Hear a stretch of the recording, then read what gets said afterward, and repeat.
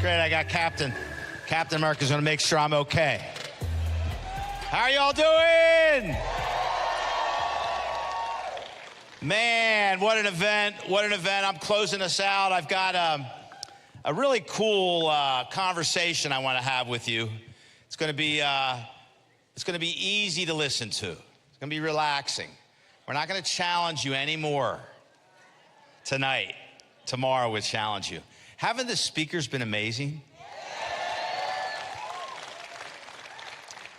What a privilege and a thrill it is for me after 45 years of doing this to come to this, to show up here and to see the success in this room and to know that I had a little part to do with it. And it means a lot. It means everything. I'm going to close with that. The most exciting thing for me right now in the business is I get to work with my son every day.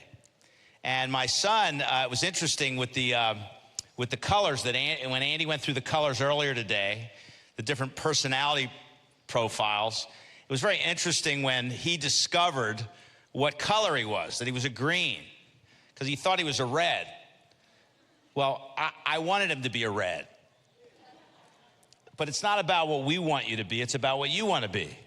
It's about what you want to do with this. And when he really got clear on his strengths, he was able to settle into those strengths. And to watch Zach right now flourishing in the business, it's a blast. And he and I are working very closely every day. I'm back up in Philadelphia now, and I'm like Charlemagne. I'll head into the office for a little while before I go to the golf course.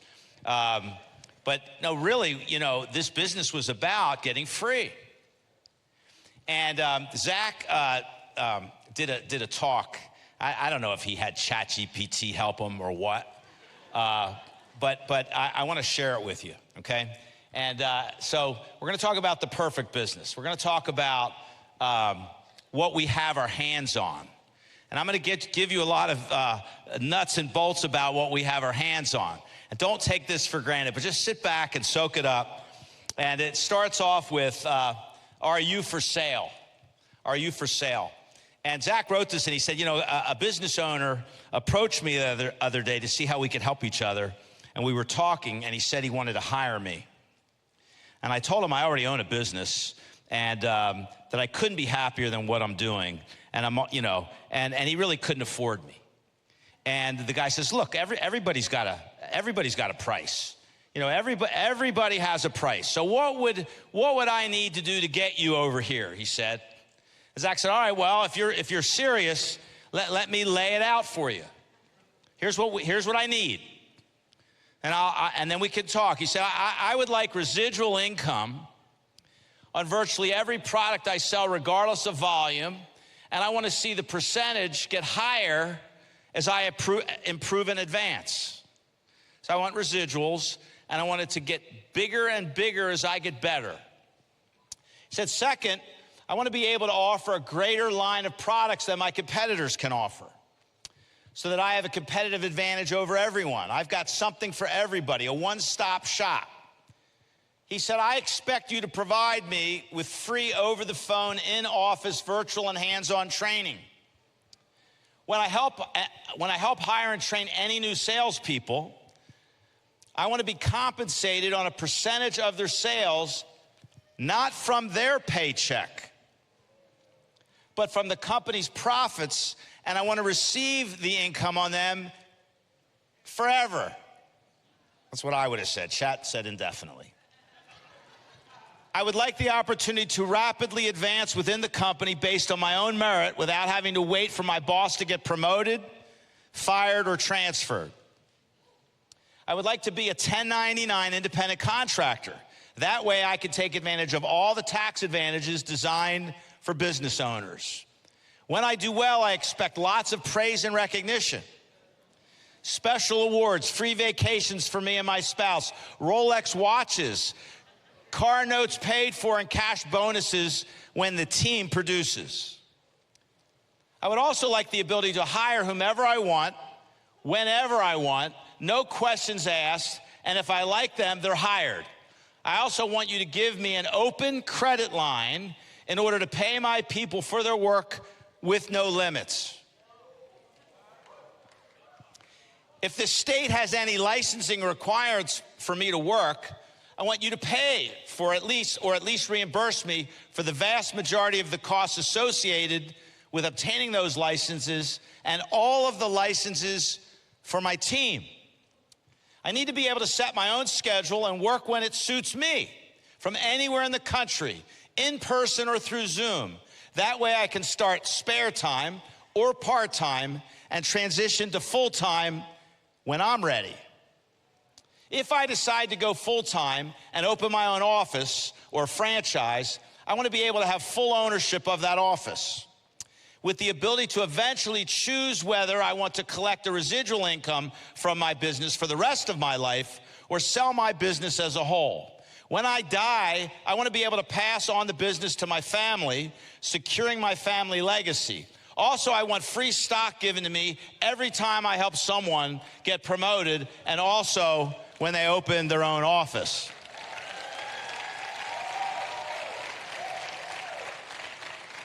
So when can I start? Dude, you can't be serious. You're dreaming. You'll never find an opportunity like that anywhere. And if you do, come back and get me, because I want to work with you. So I want you just to think about that. Think about that list. That's what you have.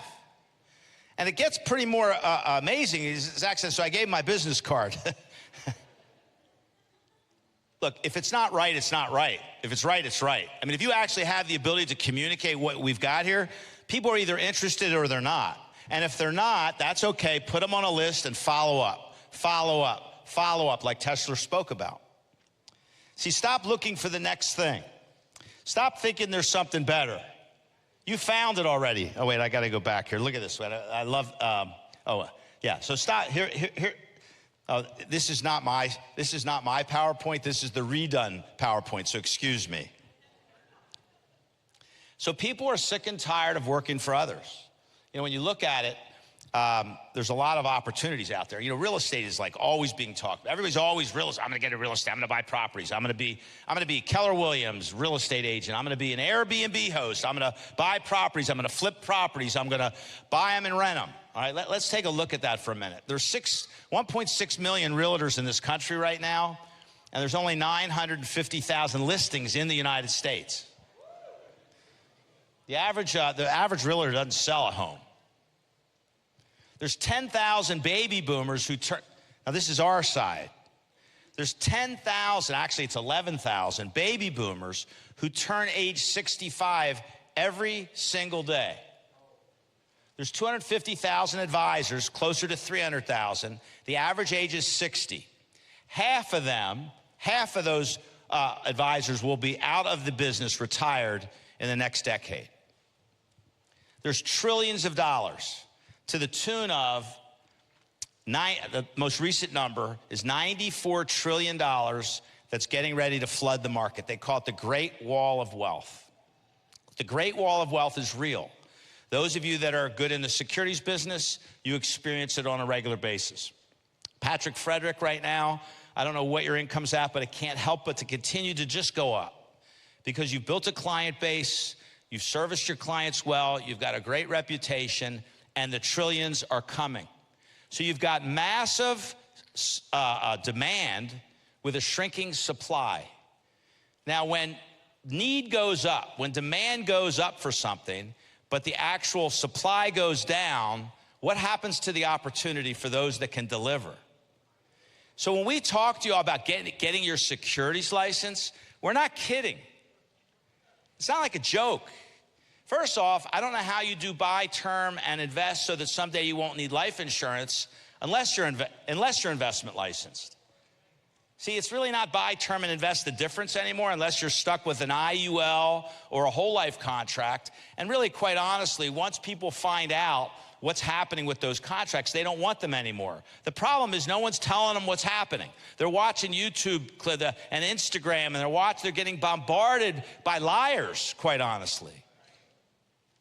You see, when people buy life insurance, they're paying a premium to the company. And what you got to understand about the insurance company is they make money on insurance. If you're a car insurance company, you make money on selling car insurance. They've already figured, what's the goal of an insurance company? So with car insurance, just car insurance, they've already figured out how to make money. With health insurance, they've figured out how to make money. With life insurance alone, they've already figured out how to make money. Does Primerica make money? Check the stock. Yes, makes money. But add savings dollars on top of it, and now the insurance company gets to use that money also. So if they can get you to buy the insurance where they make money and get you to save your money with them where they make money, they make more money. So when you send money to an insurance company for life insurance that's got savings in it, it's a very simple question. What do they do with the money when they get it? When the insurance company gets it, what do they do with it? They cover the risk of you dying. It's called term insurance, or mortality expense coverage, or actuarial science if you want to sound smart. But the fact of the matter is it's all figured out. Out of 1,000 people at a particular age, they know that a certain number will die. They collect enough money from everybody to cover those that die and add a little in for profit. The insurance company, when you buy insurance from them and save money with them, like a whole life policy, like through Northwestern Mutual, or like through Transamerica, or like through New York Life. I don't care what the name of the company is. I don't care how big they are. We don't care about their advertising. They have a goal, and that's to use our money to make money. So the insurance company gets your premium, they buy term insurance, and what do they do with the rest of the money? They invest it. It goes into stocks, and it goes into bonds, and it goes into government securities, and into treasuries, and into real estate, and into cash. That's where it goes. Sounds like a mutual fund to me. So if they're buying term and investing the difference with the sole goal of making a profit, how can you buy that product and think you're going to do better than them? You can't. And when I explain it like that, there's not much else that needs to be said, because all you have to do is show somebody what the premium is. So you got an insurance market that's wide open to you. Everybody, and most people aren't even protected at all, or they have group coverage. And then on top of it, you got this massive wall of wealth coming. 401ks and IRAs. Every $10 million that you have under managed money, how many of you are 65? If you've got a Series 65 license, will you stand up, please? Let me just see.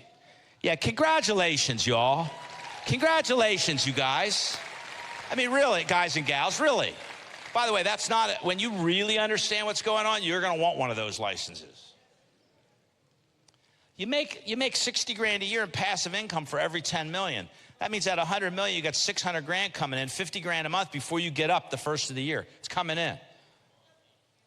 You go, oh, I'm gonna go do that. Now, how about if you recruit a lot of people, and in the process of field training a lot of people, you get a lot of investments, and you do this over time. And how about if you get a lot of investment licensed people, and the ones who want to do investments, you get to override them. That's what's happened to us. We've been blessed because our hierarchy, a lot of our hierarchy is very blended in what they do. See, Airbnb revenues are plummeting. You just go look it up. I mean, this is not a good deal. Look at how this works. Let's say you wanted to do an Airbnb, $500,000 home. You got to have a $50,000 down payment, right? And so $6,000 a month rental. And when you look at the net after expenses, management fees, insurance, a pain in the butt having to deal with stuff, you're netting $501 a month. Well, let's compare that to with us. What if you have one district, you're a vice president, and you have one district leader on your team, and they help a client? On an $83 a month sale, you make $575 in overrides. That's equal to that property. Property's great if you got the 50, but I don't even know why you'd want to put the 50 there when you could just go recruit, train, and develop, license, and help somebody learn how to help a client a month. By the way, what if they did it 4 times a month? That's $2 grand that you would make a month with someone helping 4 clients a month. What if you had 10 district leaders? 10 district leaders. What if it took you 2, 3, 4, 5 years to develop 10 district leaders? That's 20 grand a month in override income. That's income that's generated by the team you built. That's what fired me up. What fired me up was the idea that I could help others make money, I could do an amazing job for the consumer, and I could get paid passively. And I never apologized for that. I love that. That's the greatest part of our business. Let's take, oh, by the way, let me just go back here for a second. If you got the money under management, so by the way, 10 districts doing it is 20,000, but if you had 20 districts, it's 40 grand a month. Then if you have the assets under management on top of it, I think that's where it's going from there. What's easier, buying enough real estate properties, paying all the management fees and mortgage fees equal to 20,000 a month in passive income, or finding 10 people who want to make 2 grand a month, part-time from the comfort of their own home? What's easier? All you have to do is ask. Someone asked you, didn't they? I love these people who go, I don't like to recruit. Aren't you glad somebody recruited you? It's not recruit. It's how about offer someone a way to make money, change their life, and do something significant. Make a difference in other people's lives. Say it takes 5 years to build 20 million under management, 10 agents making 2,000 a month. That's 30,000 a month coming in passively. That's without any of those agents making more than 2,000 a month. 360 grand a year passive. What's life? I want you to picture life for a minute with 30,000 rolling in and you didn't have to write one sale to get it. That's what's been built here. See, do you think any of those people will want to do what you did?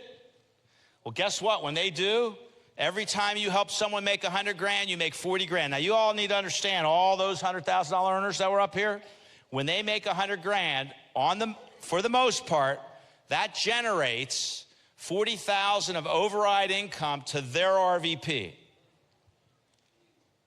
You would need $1 million sitting in an investment, basically, to yield you 40,000 passive, or you can help one person get to 100 grand and you got an equivalent to $1 million. Every $100,000 earner you have is equivalent, the way I view things, to $1 million sitting and yielding you passive income of 40 grand a year.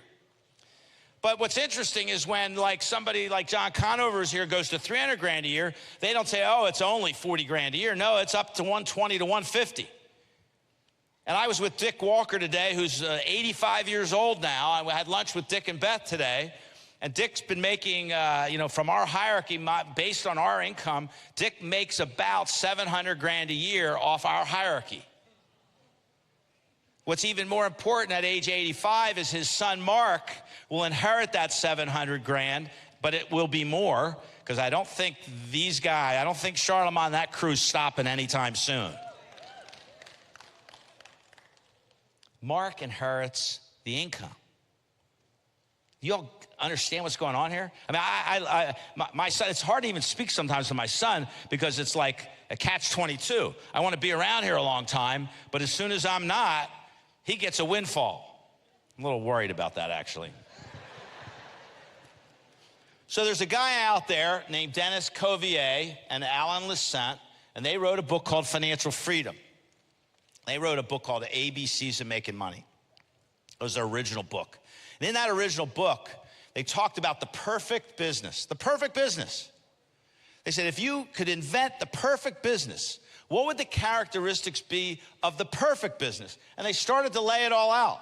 74% of the self-made millionaires own their own business. 66% of American adults want to own their own business, but most either don't know what opportunity to pursue or what is the best way for them to start. The reality is most of us don't know how to go in business. I know I had no experience to go in business. I had no money to go in business. I had no training. I had no coaching. I had no mentorship. I wanted to be in business. I didn't want to work for others. I had no way of doing it until I saw this. So I was in sales, hoping maybe I'd find something, and then I found this, sales management. Sales management is very different than sales. Sales management is the focus, and we heard it earlier, it's the focus on helping others become successful. It's the selflessness, it's the giving part. It's to let me teach you, knowing if you do well, I do well. That's the system that we're in. And here's the criteria that they put down in their most recent book. They ask these questions. Now, y'all participate with me. We've got a few more minutes. Just hang with me. Please answer these questions. The criteria for a perfect business. Question 1, does the business sell to the masses? I mean, how big is our market? How big is financial illiteracy? How important is it for the average hardworking family to have someone guide and coach them on the subject of winning the money game? See, folks, what we do is very noble. Yes, we've got this amazing recruiting opportunity. Yes, you can make a lot of money. Yes, you can get overrides. Yes, you can do it passive. That's the management system that's created this amazing company that caused all of us to say, this is like too good to be true. I mean, I could bring somebody in and teach them everything I know about what I do, hope they're better than I am, and I still get paid? See, the reality is in any other business, regardless of how much Charlemont Jeniston likes me, in any other business, if he couldn't have my deal, he would have gone and gotten his own deal. No matter how much Tesla appreciates you, Charlemont, Tesla don't seem to be a guy who'd be sitting around. He'd say, thanks, coach, but I gotta do my thing. Resi would probably do the same. Jude and Savvy would probably do the same to Resi. See, the very best people in most businesses, what do? If you work for me and you're really good, what happens? You leave. Nowhere to leave to here. You don't have to leave. We want you to have our contract. We want you to have our deal. We want you to have the same compensation plan we've got. We actually want you to do better at this than we do. Really, like Charlemont, what are you at now? Like 1.7 or something? What are you at? 1.7. He's beating me. I am so happy. I'm so happy. Oh, I don't like to lose, but boy, this is a good loss. Does it meet a fundamental need for most people? Is it low risk? Yeah, 124. 124. Some of you bought a bottle of wine last night for 124. Does it provide an opportunity for passive income? Does it have a low staffing requirement? I run my business with one and a half employees. I don't have to explain the half, just figure it out. That's called a part-time employee.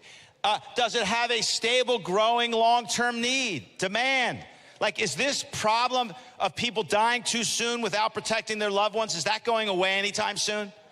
Oh, by the way, I'm just asking, do you think really people are going to buy life insurance from ChatGPT? They're going to buy other stuff. They're going to do some of your jobs. How many of you have a job where you literally know ChatGPT is a risk to your job? I'm just curious. Anybody? Some of you need to wake up and start reading.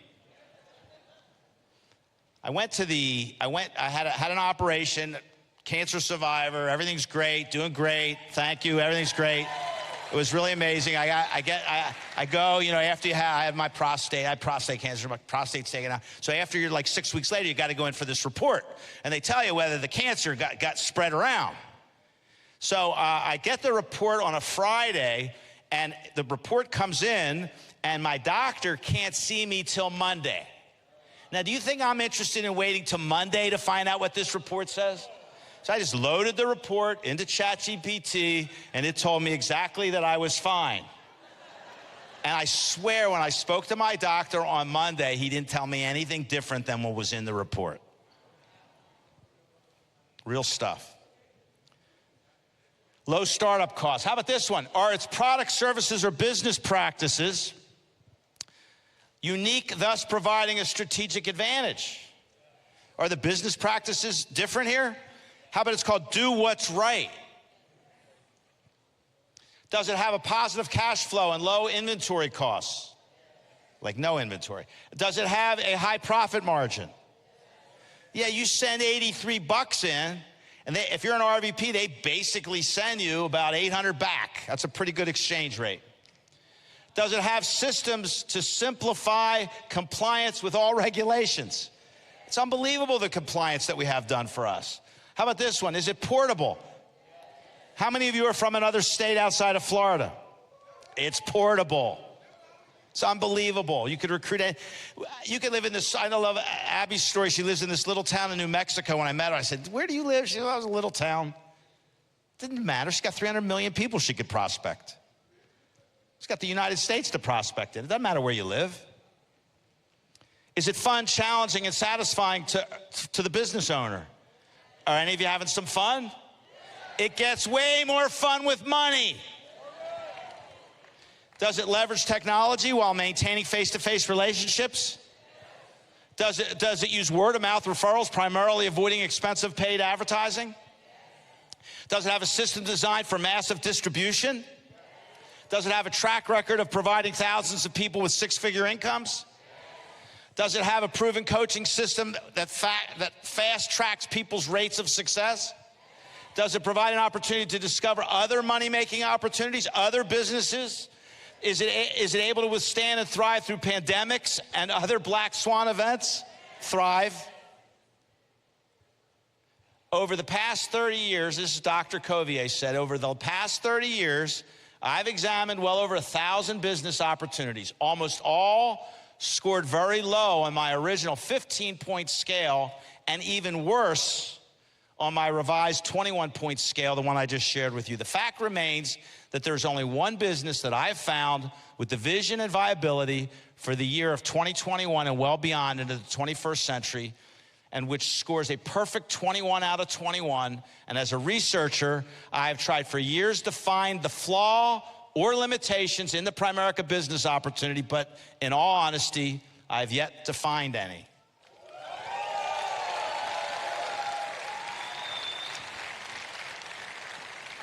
And he's not a Primerican. I want to close. There's a book I picked up. Any golfers in here? Who's a golfer? Okay, you owe yourself to get this book called Greatness. It's a great book. Or you can have the book Great. You can go to ChatGPT and say, what's greatness about? I'll give you a very simple summary, okay? But at the end of this book,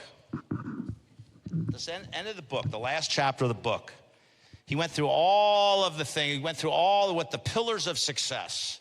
And he's a sports psychologist, and he gave this great book, great examples, great stories. But the last chapter was called Selfless Exceptionalism. And I'd never really heard of that.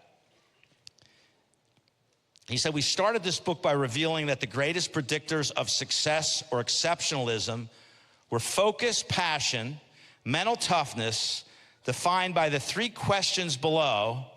These are to serve as the three pillars to greatness. Question 1, where do you want to go? What is your focus? What is your focus? What do you want? Isn't that what we ask every new recruit? What do you want? Isn't that what we ask every client? What do you want?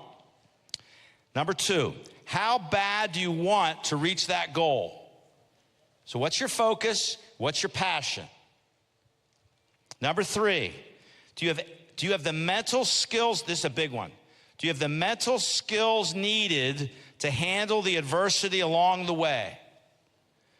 Are you guys going to need some mental toughness to do this business? Say it again. Yes. So for those of you that are new, that think this is a get-rich-quick deal, I'm sorry to tell you it isn't. It is a get-rich-slow, but it is get-rich if you'll do the right things. The fourth and defining pillar of greatness is choosing selflessness. Listen to this, choosing selflessness. It affects how you answer this defining question. Ready? Here we go. And this is big. Do your words and actions reflect a noble heart that inspires greatness in others and makes those around you better? That's really the definition of leadership.